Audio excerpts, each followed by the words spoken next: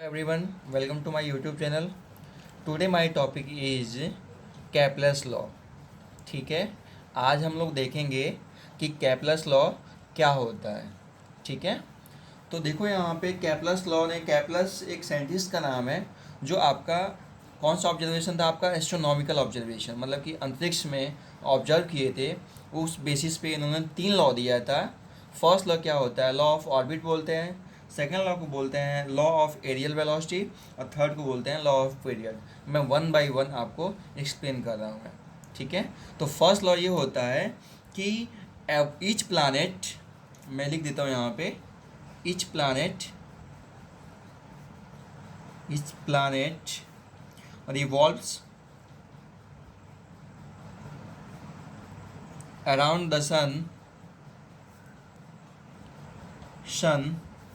in an elliptical path.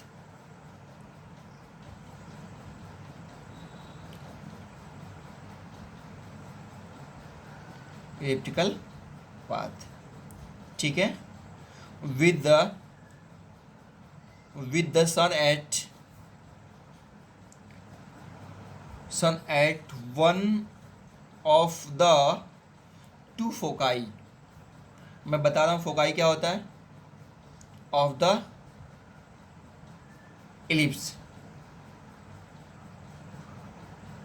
ठीक है, अब इसमें बोल रहा है कि each planet revolve around the sun in an elliptical path with the sun of at one of the two foci of the ellipse. ठीक है, तो सबसे पहले देखो, जैसे कि सन सन का अराउंड अर्थ जब रिवॉल्व करती है, ठीक है, तो वो कैसा पाथ होता है आपका, इलिप्टिकल पाथ होता है. अब सब पहले हम लोग ये देखते हैं कि इलिप्टिकल क्या होता है आपका. देखो, जैसे कि आपका ये सर्कुलर है, आपका ये है आपका सर्कल. ठीक है, जिसका रेडियस आर है. ठीक है, इसका सेंटर क्या है, आपका एक सेंटर है.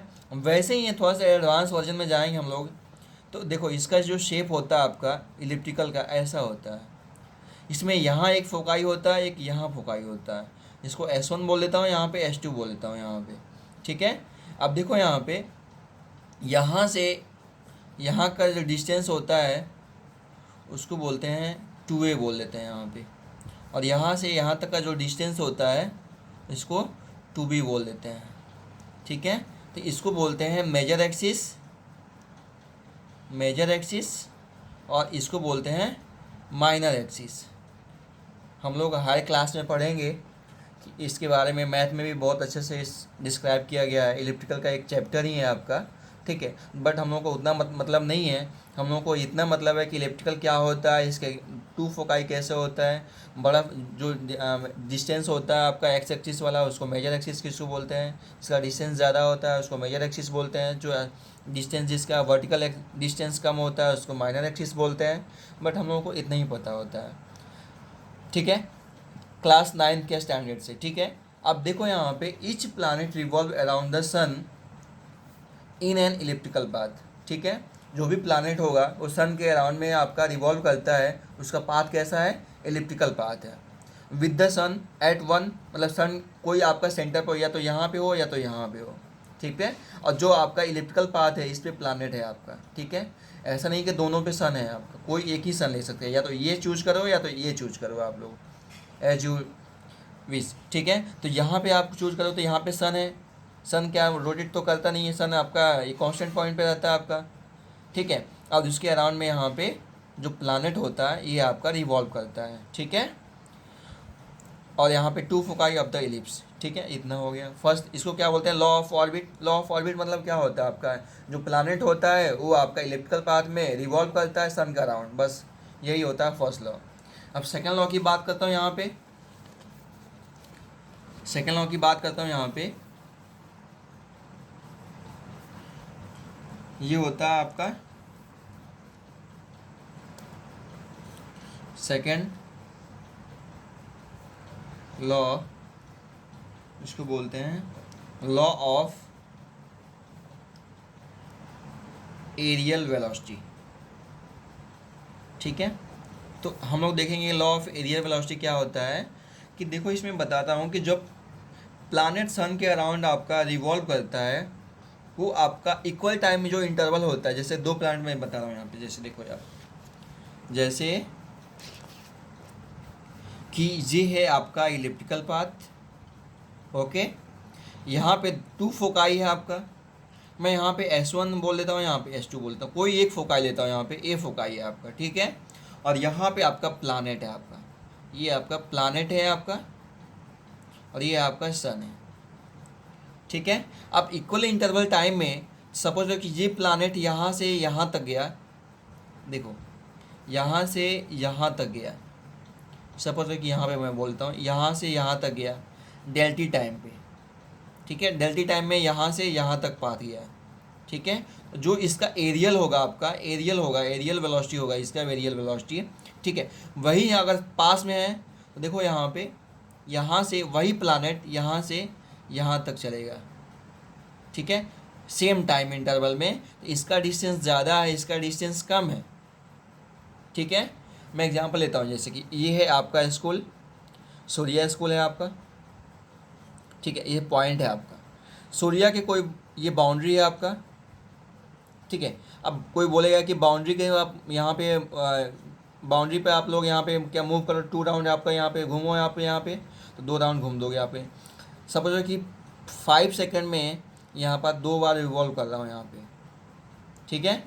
इसके अराउंड मैं रिवॉल्व कर रहा हूँ, मैं 2 बार घूम रहा हूँ, चक्कर लगा रहा हूँ आपका, ठीक है, इसके अराउंड 5 सेकंड में। वही अगर बोला जाए कि सूर्या से अगर यहाँ पे अगर न्यू कॉलोनी है आपका यहाँ पे यहाँ तक, उसके अराउंड में लगाओ, तो क्या सेम 5 सेकंड में क्या ज़रूरत है कि पूरे राउंड आप लोग क्या लगा सकते हो, क्या पूरे चक्कर लगा दोगे, क्या नहीं लगाओगे, कहीं ना कहीं। मतलब सपोज कि यहाँ से यहीं तक आप लोग आओगे सेम टाइम इंटरवल में, 5 सेकंड की ही बात कर रहा हूँ, यहाँ से यहाँ तक 5 सेकंड में तो पूरा घूम रहा है यहाँ पे, ठीक है, पूरा चक्कर लगा रहा है। बट यहाँ पे पूरा चक्कर लगा पाएगा क्या, क्योंकि इसका डिस्टेंस ज़्यादा है ना, यहाँ पे इसका रेडियस ज़्यादा है, तो क्या पूरा चक्कर लगा पाएगा, क्या नहीं लगा पाएगा, तो कुछ ना कुछ डिस्टेंस कम होगा इसके कंपेरिजन में।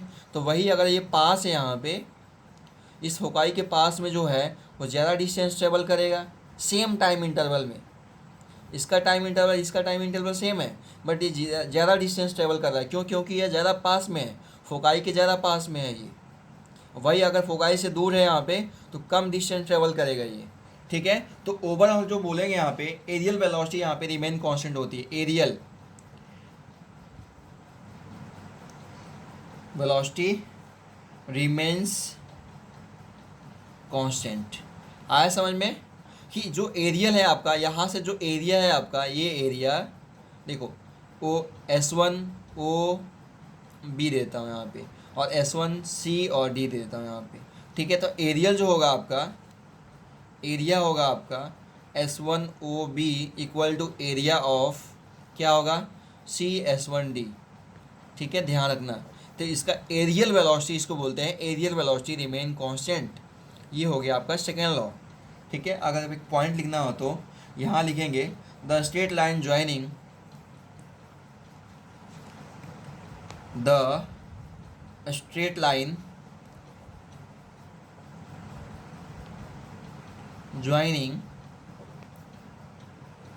देखो इसको यहाँ पे एरियल वेलोसिटी रिमेन कांस्टेंट की जगह पे यहाँ पे, ये तो शॉर्टकट था मेरा, अगर इसको डिफिनेशन लिखेंगे, the straight line joining the sun and the planet, जैसे कि देखो ये स्ट्रेट लाइन ज्वाइनिंग कर रहे हैं ना यहाँ पे, स्वीप आउट इक्वल एरियाज, मतलब कि ये जो एरिया है आपका, इस एरिया के इक्वल होगा इन इक्वल टाइम इंटरवल। आपका जो टाइम यहाँ से यहाँ तक जो टाइम दिया था, वही टाइम यहाँ से यहाँ तक होगा, दोनों में आपका सेम टाइम इंटरवल होगा आपका, ठीक है। तब आपका इक्वल एरिया होगा, इसका एरिया और इसका एरिया आपका सेम होगा, ठीक है, जो कि मैं यहाँ पे लिखा हूँ मैं यहाँ पे, ठीक है। तो यही होता है the straight line joining the sun and the planet, ये आपका सन और प्लानेट को यहाँ पे स्ट्रेट लाइन से ज्वाइन करेंगे तो आपका equal area in equal time interval, ये क्या बोलते हैं इसको, लॉ ऑफ एरियल वेलोसिटी बोलते हैं, ओके। ये सेकेंड लॉ हो गया। थर्ड लॉ होता है आपका लॉ ऑफ पीरियड, ठीक है। तो यहाँ देखेंगे लॉ ऑफ पीरियड, इसको थर्ड बोल देते हैं, और इसको बोलते हैं थर्ड लॉ, बोलते हैं लॉ ऑफ पीरियड, ठीक है, लॉ ऑफ पीरियड हो गया। अब ये क्या होता है आपका, ये होता है जो टाइम पीरियड का जो है स्क्वायर होता है वो प्रोपोर्शनल टू आपका जो डिस्टेंस होता है आपका, ठीक है, जो मीन डिस्टेंस होता है उसका आपका क्यूब होता है। ठीक है, तो यहाँ पे लिखेंगे the square of the orbital period of a planet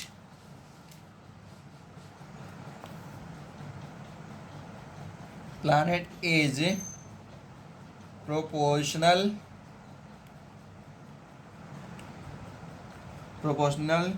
to the cube of mean distance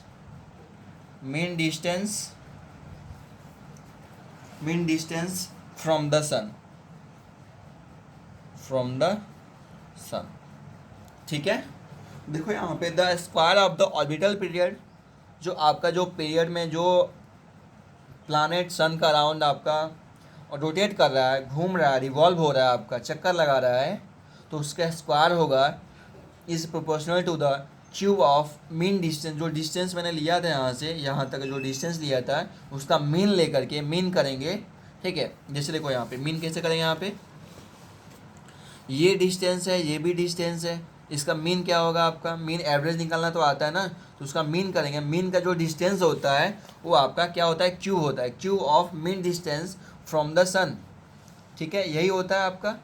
ठीक है, अब यहाँ पे प्रोपोर्शनल हटाएंगे तो एक कांस्टेंट वैल्यू आती है, तो वो होती है टी इक्वल टू के, कांस्टेंट वैल्यू आ गया, ये हो गया आर क्यू। इसको बोलते हैं लॉ ऑफ पीरियड। ठीक है, अब हम लोग देखेंगे, ठीक है, अगला टॉपिक है मेरा Newton's conclusion from Kepler's law. ठीक है, इसमें मैं बता रहा हूँ जो न्यूटन्स ने एज्यूम्ड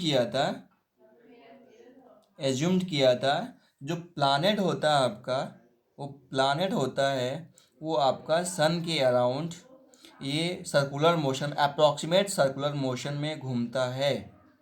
ठीक है, तो न्यूटन्स के अकॉर्डिंग हमारा जो एक फोर्स लगेगा, जैसे कि आप लोगों ने पढ़ा होगा सेंट्रीफ्यूगल फोर्स, सेंट्रीपिटल फोर्स, किसी फिक्स पॉइंट के अबाउट यहाँ पे अगर रिवॉल्व करता है फिक्स पॉइंट के अराउंड तो एक फोर्स काम करता है towards the centre, centripetal force कहते हैं। ठीक है, अगर इसके बाहर लगता है उसको बोलते हैं सेंट्रीफ्यूगल फोर्स। तो इसके जो सन है यहाँ पे, सन के अराउंड जो प्लानेट है आपका रिवॉल्व कर रहा है, तो सन के सेंटर साइड में यहाँ पे एक सेंट्रीपिटल फोर्स काम करेगा। ठीक है, तो उसकी वैल्यू होगी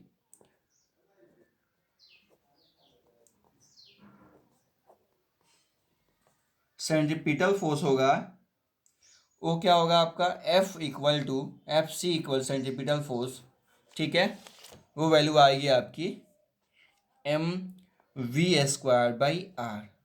ठीक है, क्या मैं बताऊँ, फिर से रिपीट करता हूँ, Newton's conclusion from Kepler's law से कंक्लूजन ये निकाला कि न्यूटन ने एज्यूम किया कि जो प्लानेट सन के अराउंड इलिप्टिकल पाथ में मूव कर रहा है, ठीक है, तो उसको मान लिया है कि उसको मान लिया अप्रॉक्सीमेट सर्कुलर मोशन में। ठीक है, तो आप जब सर्कुलर मोशन में मूव करेगा प्लानेट तो सेंटर साइड में एक फोर्स लगता है, उसको बोलते हैं सेंट्रीपिटल फोर्स। ठीक है, इसकी वैल्यू होती है M B square by R. Okay, इतना समझ में आ गया, ये हो गया। अब देखो यहाँ पे जब इसके अराउंड आपका इसके अराउंड इसका सपोज कि अगर रेडियस आर है तो सर्कमफेरेंस कितना होगा, लेंथ, इट मीन्स सर्कमफेरेंस कितना होगा आपका, ये हो गया आपका टू पाई आर। ठीक है, ये हो गया। मान के चलो कि यहाँ पे है प्लानेट है आपका, वी वेलोसिटी से मूव कर रहा है यहाँ पे। ठीक है, तो टाइम इक्वल टू क्या होगा आपका, यार आपका टाइम पीरियड मान के चलो पूरे में आपका, तो ये स्पीड कितना होगा आपका, स्पीड इक्वल टू क्या होता है, डिस्टेंस अपॉन टाइम। अब देखो यहाँ पे टाइम पीरियड, एक पूरा चक्कर लगाने में जो टाइम लगता है उसको बोलते हैं टाइम पीरियड। ओके, डिस्टेंस कितना होगा, सर्कमफेरेंस पे आपका प्लैनेट मूव कर रहा है, सर्कमफेरेंस पे ही तो कर रहा है, तो डिस्टेंस कितना होगा आपका 2 पाई आर होगा। सर्कमफेरेंस ऑफ सर्कल कितना होता है 2 पाई आर। और टाइम कितना है कैपिटल टी, क्योंकि टाइम पीरियड क्या होता है, एक चक्कर लगाने में जो टाइम लगता है उसको टाइम पीरियड बोलते हैं। तो ये हो गया 2 पाई आर अपॉन टी, ये हो गया वी बोल देता हूँ यहाँ पे। ठीक है, अब देखो मैंने यहाँ पे फर्स्ट मैंने माना था mv²/r। तो देखो अगर v के वैल्यू यहाँ पे पुट करेंगे, इक्वेशन नंबर फर्स्ट में पुट करेंगे, यहाँ पे लिखेंगे put the value of v मतलब speed in equation number first. ठीक है, तो अगर ये वैल्यू इसमें पुट करेंगे तो ये आ जाएगा F C equal to m4 पाई² r² और t² इंटू आर। ठीक है, यही होगा अपना, आर आर कैंसिल हो जाएगा, तो ये हो गया आपका 4 पाई m r अपॉन t²। ठीक है, यही आएगा 4 पाई² m r अपॉन t²। ठीक है, अब देखो यहाँ पे ये आ गया, इसको सेकंड बोल देता हूँ यहाँ पे। अब देखो, अब केपलर थर्ड लॉ क्या बोलता है, t² प्रोपोर्शनल टू r³ और t² equal to k into r³। के क्या है, कांस्टेंट वैल्यू है, ये इसको बोल देता हूँ थर्ड। अब यहाँ पे t² के वैल्यू यहाँ पे इक्वेशन नंबर सेकंड में मैं पुट करता हूँ। ठीक है, सेकंड नंबर क्या है आपका, सेकंड नंबर है आपका 4 पाई² m r अपॉन t²। ठीक है, ये t² की वैल्यू यहाँ पे पुट करेंगे तो ये वैल्यू आएगी आपकी एफ सी इक्वल टू, लिख देता हूँ m4 पाई² r अपॉन t²। ठीक है, यही है आपका। अब यहाँ पे वैल्यू रखेंगे t² की वैल्यू, तो m4 पाई² r और k r³ यही होगा आपका। ये कैंसिल हो जाएगा, r² हो जाएगा, तो ये होगा 4 पाई² m k r², यही होगा आपका। ये किसकी वैल्यू आई आपकी, सेंट्रीपिटल फोर्स, यही हुआ आपका। अब देखो यहाँ पे, अब यहाँ पे क्या 4 पाई² इसके कांस्टेंट वैल्यू है, अगर मास चेंज करेंगे तो हमारा सेंट्रीपिटल फोर्स चेंज होगा, अगर डिस्टेंस चेंज करेंगे तो आपका सेंट्रीपिटल फोर्स चेंज होगा। ठीक है, तो इसको मैं लिख सकता हूँ 4 पाई² के इक्वल टू कॉन्स्टेंट। ठीक है, ये आपका वेरी नहीं कर रहा है तो इसको मैं कांस्टेंट मान लिया, तो F C proportional to m upon r² बोल सकता हूँ ऐसे। इसको मैं अलग करूँ, इसको ब्रेक करूँगा तो F C proportional to mass और F C inversely proportional to आपका क्या हो जाएगा 1/r²। ठीक है, अगर जितना मैं मास बढ़ाता हूँ उतना ज़्यादा सेंट्रीपिटल फोर्स काम करेगा टुवर्ड्स द सेंटर, जितना डिस्टेंस में बढ़ाऊंगा उतना आपका कम होगा सेंट्रीपिटल फोर्स। ठीक है, तो यहाँ पे मैं पॉइंट लिखना आप लोग कि कंक्लूजन हमारा न्यूटन कंक्लूजन हमारा ये निकला केपलर्स लॉ के अकॉर्डिंग। फर्स्ट आपका centripetal force on the planet, मैं लिख देता हूँ यहाँ पे, देखो कंक्लूजन क्या निकला मेरा, Newton's conclusion from Kepler's law से, a centripetal force on the planet act in a direction towards the centre, जो कि मैं बता चुका हूँ आपको। ठीक है, सेंट्रीपिटल फोर्स हमेशा टुवर्ड्स द सेंटर ही होता है। ठीक है, इसको सेंट्रीपिटल बोलते हैं, जो बाहर लगता है आपका सेंटर से बाहर लगता है उसको सेंट्रीफ्यूगल फोर्स बोलते हैं। आपने पढ़ा होगा शायद। अब यहाँ पे फोर्स प्रोपोर्शनल टू मास जो अभी बताया था आपको। ठीक है, और थर्ड है आपका force is inversely proportional to 1/r², और ये फोर्स क्या है आपका सेंट्रीपिटल फोर्स है आपका। ठीक है, यही सब कंक्लूजन निकला आपका। ठीक है, इस पे हम लोग नेक्स्ट वीडियो में हम लोग इस पर बेस्ट क्वेश्चन करेंगे। ठीक है, थैंक यू।